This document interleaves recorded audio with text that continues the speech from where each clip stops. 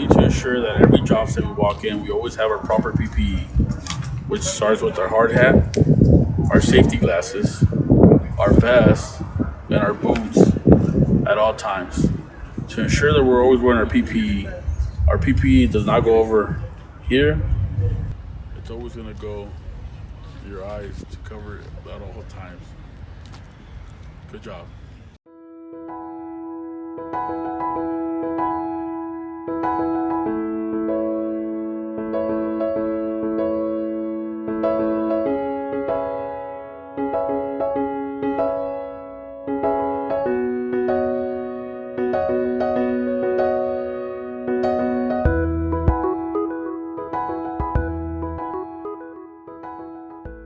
We have an A-frame ladder here, tags, capacity of this, what this ladder could hold, safety instructions, the brand, and if we go to the other side,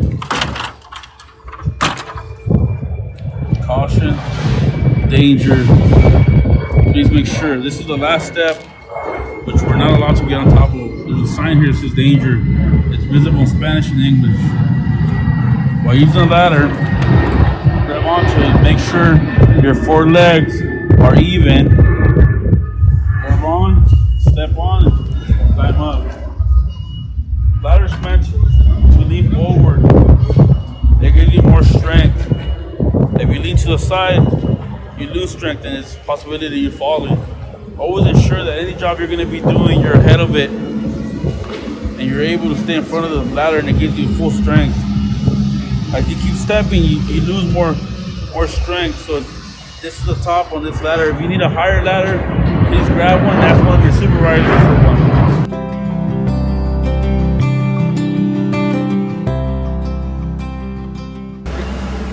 So we have an extension ladder here.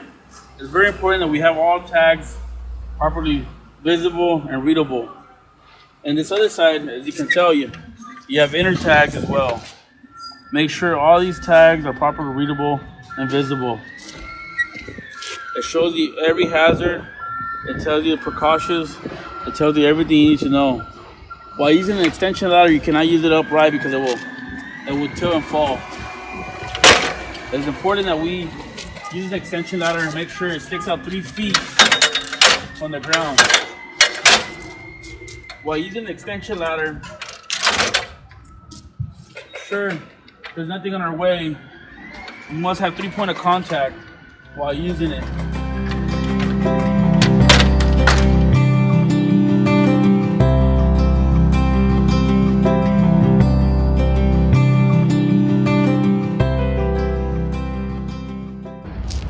Now we have Carlos going to demonstrate us how to pick up properly. Not to bend over, but to bend your knees, to be right in front of it, and to pick up. We do this to ensure that our back is straight and we take most of the strength and most of the heaviness on our legs. And this helps us, not have a back injury or a lower back. That's to go up and down. You see his function? He bends his knees, he brings it down, and he brings it up. Now, we're going to show you how not to pick up. This will put all the stress in your back, and this will most likely give you a back injury. We're trying to avoid this. So if you cannot do this, it will help us a lot to bend your knees and properly lift weights, lift stuff. Thank you.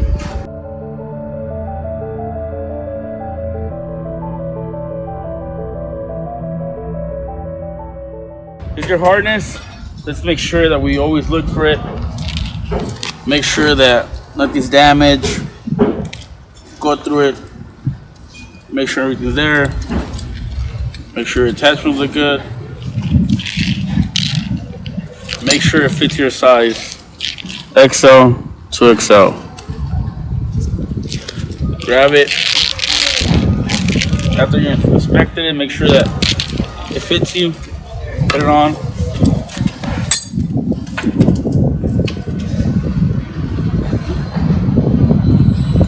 You fix it to your size.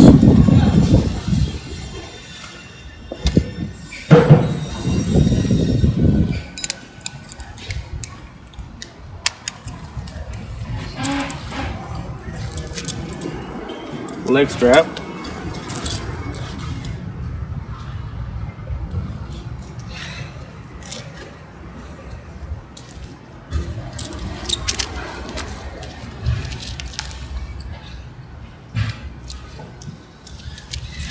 Make sure you get a hand in there. Some fingers, not more than that. If it's any loose, it's gonna damage you somewhere else.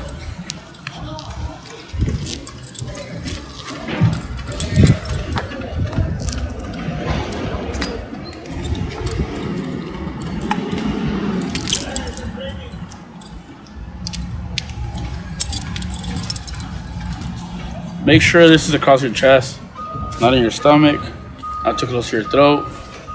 At a time when you fall, everything goes up. So ensure that it fits properly, not too tight where it's not cut your circulation for your blood, but just enough where you're able to work with it. We're gonna have Carlos now demonstrate here. This is a retractable. We gotta make sure that these work properly. If you notice, if I squeeze down, it won't open. If I take the safety off, it opens up. Okay? Before using it, make sure you pull it out and make sure it retracts to ensure it doesn't drop properly. Just make sure it has no damages. Make sure everything's fine on it. And make sure it holds the capacity it needs to. Okay? So, at this time, if we're working up high, we would put this on a strap. We ensure that this goes in the strap, and it goes through here, and it squeezes it. Example, strap being in here. Okay? The proper way would be this way though.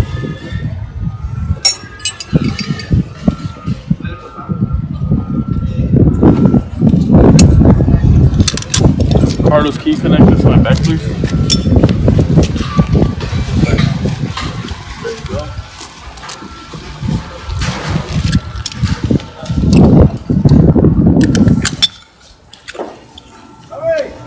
Always make sure when you connect, that's good. You should be able to put it yourself on, take it off yourself. See? Right there, I'm able to put it on, take it off myself. If you can't, make sure you have someone there, competent, trustworthy, showing you how to install this. Alright, but always make sure you're good while using this harness. That should be it.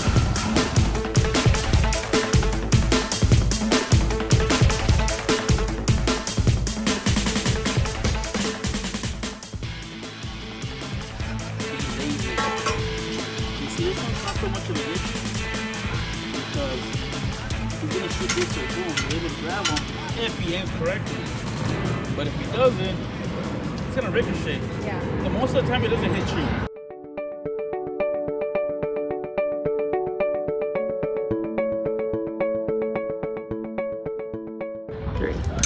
So, holding a framing gun, most of us know it. Some of us do not know how to use. So we're gonna go through a simple process how we check a framing gun at every job site. We ensure that we have a spring on it. The spring helps us not for the gun to shoot by itself. You pull this, and you rack up the nails right here. You grab them, you put them in here. 1, 2, you release it. If it does not go back, that means the gun's not properly working. You have your adapter for your hose, you connect. You have your hanger here where you connect from your bags, tool bags. At all times, do not point this gun at no one. Always ensure you use it for what it's for. You use it for framing, nailing wood, and that's it. You do not point at any of your friends, any of your colleagues at all times. If any time this machine is not working or the equipment not working properly, you pull it out and fix it. That's it.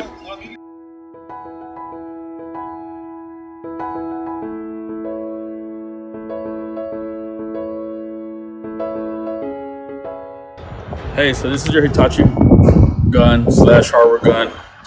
It's used to nail 835s, L24s, MSDS straps, SDS straps, and hangers. Okay? While using this gun, before anytime using it, make sure you inspect it.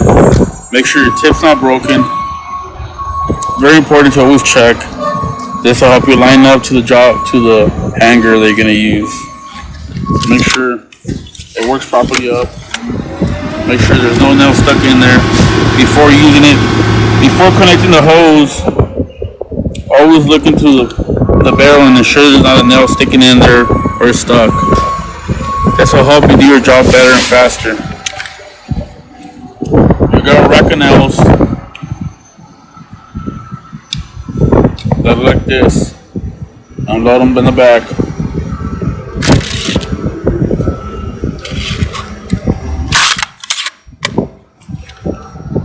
Once it's loaded, you can use it. But please do not point this gun at any time to no one. Do not shoot none of your colleagues. Always ensure it works properly. If not working properly, pull it out of the job and fix it. Thank you.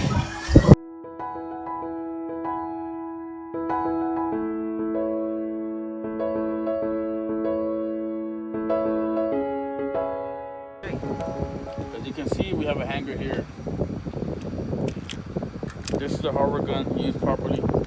You have a hole here. You point, you align, and you shoot. Same thing on top.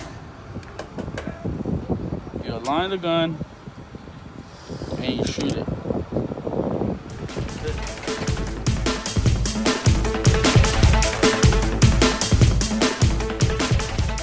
So here you can tell we have a hardware gun. We have a framing gun. These are the two different equipment that we're going to be using for most of our jobs. Let's ensure that we use the proper gun for the proper job at all times. One very important thing is not to point this gun at anyone while connected to ensure that no one gets hurt. Same thing with this gun. These guns should not go off if you don't pull this trigger. So please make sure to be safe out there at all times and use the proper equipment. Thank you.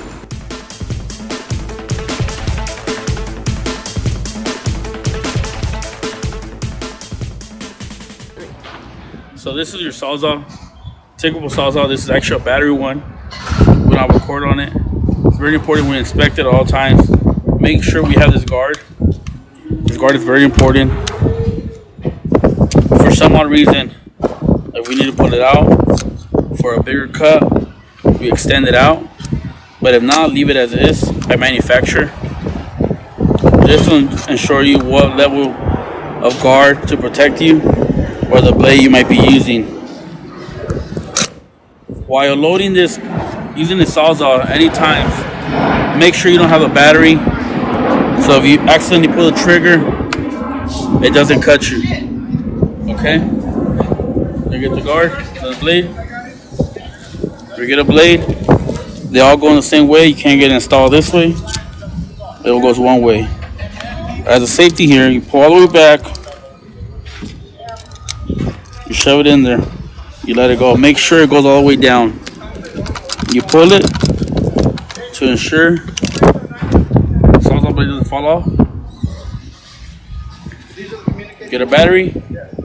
Make sure there's nothing there. Make sure it's clean. Make sure it's not wet. You install it.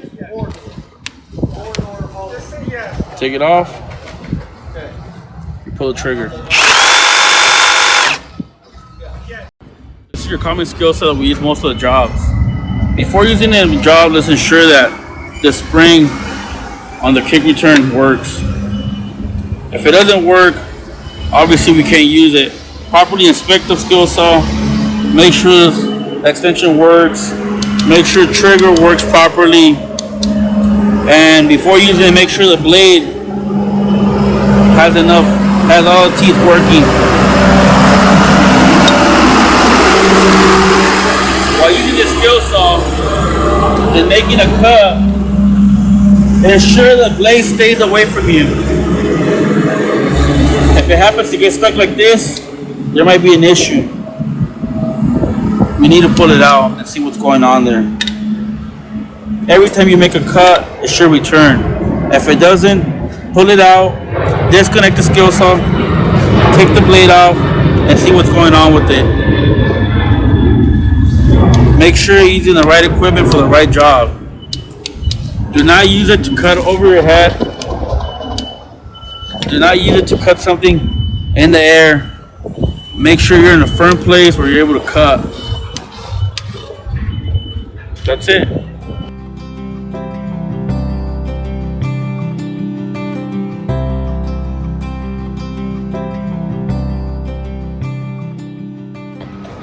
Alright. This is your drill. This is your whole hog Milwaukee. You grab it here with your right hand. Left hand you position here at all times. You never want to put your fingers on this. One very important thing, well, anytime you're doing the drill, you do not use a glove. We're trying to stay away from this and making sure the glove pulls it and yanks the finger off. It's very important that we look at the cable and make sure that we have our 3 connections, our ground and our power, to ensure it works properly.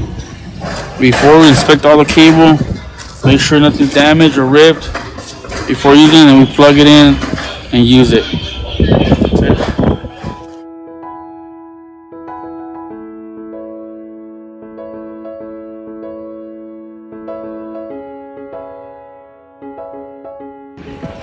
So this is your portable cable compressor. Has gauges for the tank, a regulator. You regulate it here in the bottom to adjust the air that you're going to need for the job you're going to be doing. These are your fittings. Before using it, it's always good to ensure that this is closed off your valve 100%. The valve here is in and out. Okay, if you notice, when I pulled it, it released air, so that means it's working properly. Make sure that your plug is working good. You have a ground and your power. Connect it, let it run. Connect hoses and make sure these fittings are not leaking air to ensure the compressor does not overheat. That's it.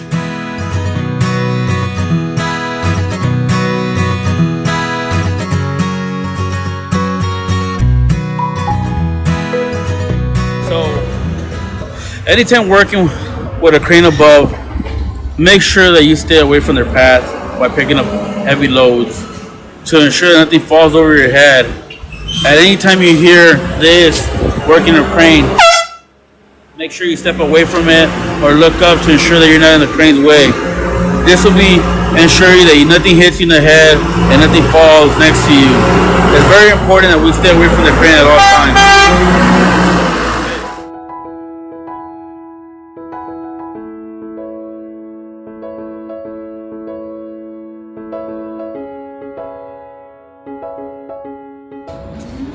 So before getting on top of any equipment, which is our grade all, it's an all-terrain machine, which is good for dirt, concrete, pavement. It's always important that we walk through the machine and check that everything's properly inspected. Make sure the forks are looking good. Make sure they're not bended. Make sure we don't have no hydraulic leaks anywhere. Make sure the tires are looking properly correct. Make sure we look at the oil to ensure oil level is proper and it doesn't overheat. While getting on top of the equipment, it's very important that all operators put their seatbelts at all times. Anytime using this equipment, you gotta wear your seatbelt. Okay. Now we're gonna use a proper key. This is a proper key for this machine. You know, put it in, run it. Started. Okay. While lifting any heavy equipment, any heavy lumber, you have a load chart here of where the equipment could pick up. Make sure you look at that. If you have any lights on the dashboard saying that you need service, please tell your supervisor or your manager or your foreman at the time to get the machine fixed.